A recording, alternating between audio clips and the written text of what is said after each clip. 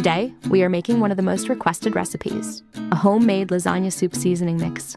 This is a copycat version of one of your favorite store-bought blends, and it turns out even better.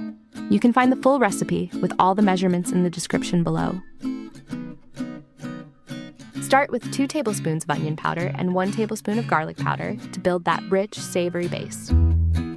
Now for that essential herby touch. Add in 1 tablespoon of dried basil, 1 tablespoon of dried oregano, and 1 teaspoon of dried parsley. Next, go in with 1 teaspoon of salt and 1 teaspoon of sugar to balance and round out all the flavors. Then add 1 teaspoon of paprika, along with half a teaspoon of ground black pepper for a warm, slightly smoky depth. If you like a little heat, you can also add half a teaspoon of red chili flakes at this stage.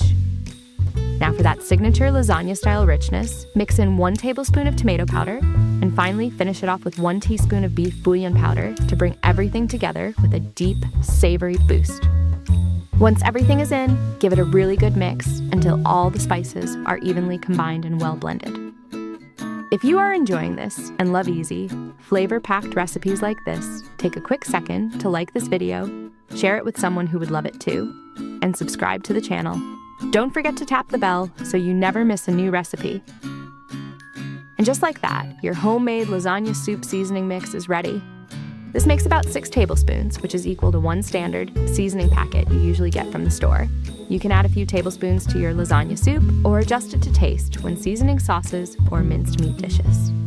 Any leftover seasoning can be stored in a tight-fitting or airtight jar and kept in a cool, dry place. It will stay fresh and flavorful for up to 6 months. I hope you give this a try and enjoy it as much as we do. Thank you so much for watching, and I will see you again soon with another flavorful recipe.